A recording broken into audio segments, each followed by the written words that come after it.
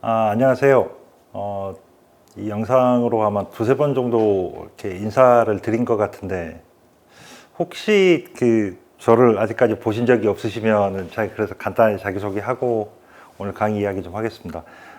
강의는 기존의 스타트업들, 초기 스타트업들을 대상으로 하던 강의 주제하고는 약간은 이제 좀 거리가 있고요. 이거는 이제 보통 저희가 시드 투자를 받고 난 다음에 이제 시리즈 A까지 투자 사이를 프리 A, 보통 이렇게 부르는데, 프리 A에서 A 정도 단계의 투자를 받은 스타트업들을 대상으로 하는 내용입니다.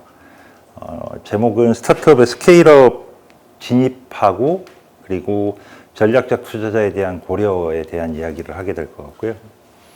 저희가 보통 스타트업들이 이제 만들어지면 어떤 아이디어를 가지고 이제 보통 출발들을 하시잖아요. 물론 어떤 아이디어 가지고 시작했다가 생각보다 아이디어 난이도가 높다든지, 아니면 고객이 불분명하다든지, 제품이 만들기가 너무 어렵다든지 등등의 이유로 해서 이제 피보팅을 하시는 경우들도 있지만, 그 피보팅을 하지 않고 성장한다라고 하면 아이디어에서 출발한 제품은 시장에서 고객이 반응을 보여줄 것인가를 테스트하기 위해서 MVP라는 제품으로 발달을 하게 되고, 그리고 MVP는 결국은 시장에 들어가서 이제 반응이 생기기 시작하면 소위 이제 상업 버전, 혹은 저희가 양산 버전이라고 부르는 제품들로 하면서 시장에 진입을 본격적으로 하게 됩니다. 즉, 아이디어 구체화를 하고 MVP를 만들고, 그리고 그걸 통해서 시장에 진입하는 과정을 거쳐가게 됩니다.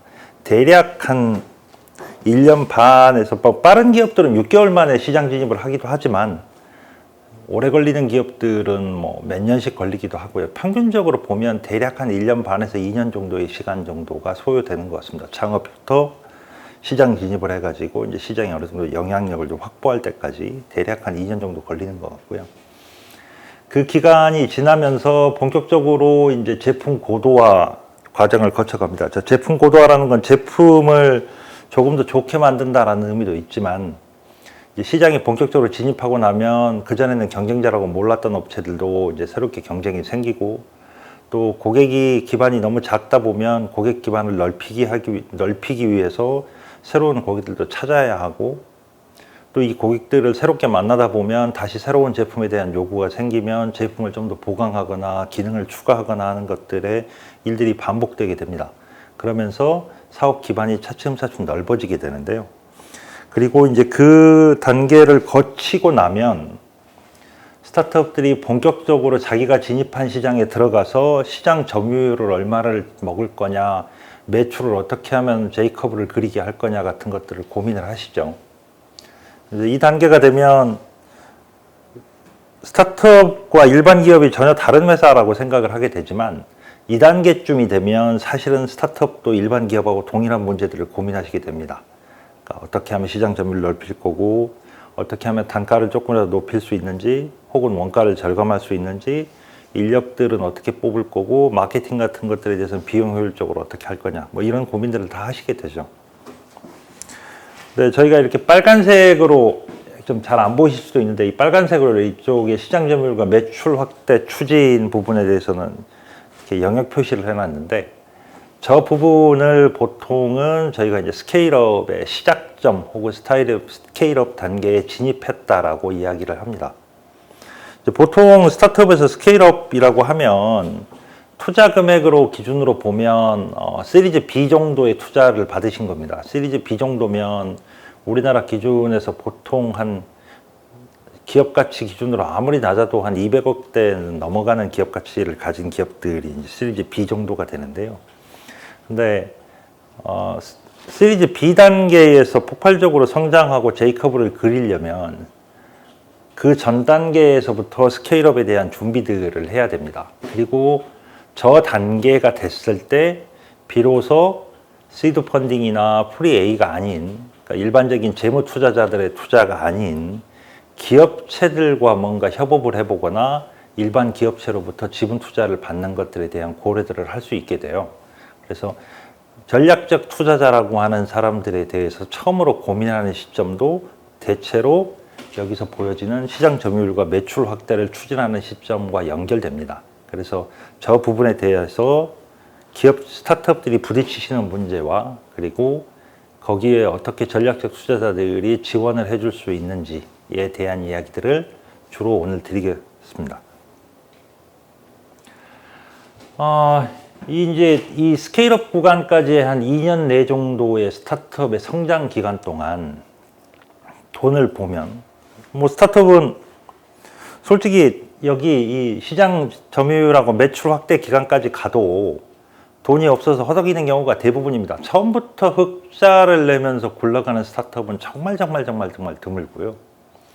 대부분은 스케일업 초기 단계에 그러니까 시장에 진입해서 고객을 웬만큼 확보하고 이제 본격적으로 매출 성장을 해보자라고 생각하는 시점이 와도 스타트업 입장에서는 현금이 없는 거는 사업 초기랑 별로 다를 게 없어요. 굉장히 어렵습니다. 그래서 여기 돈이 이제 어떻게 들어오느냐를 보면 이제 보통은 MVP랑 시장 검증을 할 때까지는 외부 지원금이나 정부 지원금 같은 것도 받기 어렵고 시드 투자 같은 것도 받기 어렵기 때문에 자기 자본을 가지고 출발을 하죠. 그러다가 MVP가 만들어지고 시장 진입을 할 타이밍 정도가 되면 정부 지원 사업들에 이제 신청들을 해서 지원금들이 나옵니다. 사업화 지원금들이 나오는데 뭐 여러분들이 잘 아시는 뭐 예창이니 초창이니 이런 것 뭐 이런 패키지들이 대체로 시장 검증을 하고 시장 진입을 해서 초기에 사업화를 하기 위한 단계들에 대한 지원금들이죠. 근데 저 지원금이라는 것도 그렇게 넉넉하게 나올 수는 없어서 제품 좀 만들고 초기 고객 확보하겠다고 마케팅 몇 번 하고 나면 돈이 다 없어집니다. 그죠? 그리고 이제 이 단계쯤 돼가지고 사업 모델에 따라서는 신용보증기금이나 기술보증기금 같은 데서 이제 사업화 지원금을 받으시는 경우도 있고 아니면은 이제 외부 투자자의 보통 엔젤이라고 부르는 투자자들이나 엑셀러레이터라고 하는 프로그램들에 들어가셔서 여기에서 이제 초기 투자를 받으시는 경우도 있죠. 초기 지분 투자를 받으시는 경우도 생기는데 신보나 기보 쪽에서는 그러니까 무담보 대출인 거고요. 정책 자금에 의한 대출인 거고 시드 펀딩은 이제 자본금의 일부로 들어오는 돈입니다. 근데 이렇게 펀딩을 받아도 보통 뭐 시드 펀딩 받는 때 기업들의 가치가 대략 한 5억 원대 내외 정도거든요. 5억에서 한 맥스 10억 뭐 이 정도일 거라서 그리고 시드 펀딩이 10%를 넘어가는 경우는 거의 없습니다. 지분율이. 그러니까 회사에 들어오는 금액은 대략 한 5천만 원에서 한 1억 원 사이 정도가 시드 펀딩으로 들어올 수 있는 최대 금액이죠. 이 정도 금액이면 제품 좀 약간 추가 개발하고 그리고 초기 마케팅 약간 돌리고 나면 바로 없어지는 돈이기도 합니다.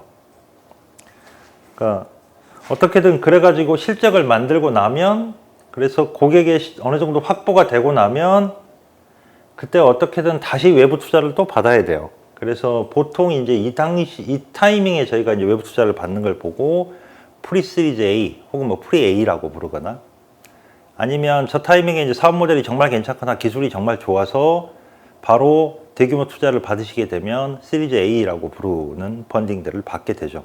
이런 단계에서 투자를 해주시는 분들은 거의 대부분 벤처 캐피탈이라고 부르는 재무적 투자자, 파이낸셜 인베스터라고 부르는 사람들이 이 단계에서 회사에 자금을 지원해 주게 됩니다. 그게 통상적으로 여러분들이 사업을 준비해 오시거나 사업을 진행해 오시면서 만나셨던 투자자들일 거고 여러분들이 정부 지원 사업이 되든 신보나 기보가 운영하는 뭔가 뭐 신보 넥스트 뭐 이런 식의 프로그램을 가시든 신보 네스트인가요? 그런 프로그램들을 가셔서 만나시고 여러분들을 평가하시는 심사위원들이 대부분 이 프리 A나 시리즈 A 단계에 참여하는 스타트업들에 있는 심사역들이죠. 그 벤처 캐피탈에 있는 심사역들인데 재무적 투자자들의 관점에서 기업체들을 들여다보고 저 회사가 지금 지분 투자를 하면 몇 년 뒤에 얼마쯤으로 돌아오겠다 같은 것들에 대해서 많이 들여다보시는 분들입니다. 근데 당연히 이제 외부 투자를 받으면 빨리 성장을 하라고 J커브를 그리라고 하는 거에 대한 압박들이 꽤 커집니다. 왜냐하면 재무적 투자자들은 뭐 3년이면 3년, 5년이면 5년 자기들이 정해놓은 그 목표 기한 내에 회사가 일정 단기까지 매출적으로 성장을 해줘야 되기 때문에 그걸 목표로 하고 투자를 한 사람들이기 때문에 경영진들에게 저런 매출 압박이 굉장히 커지게끔 됩니다.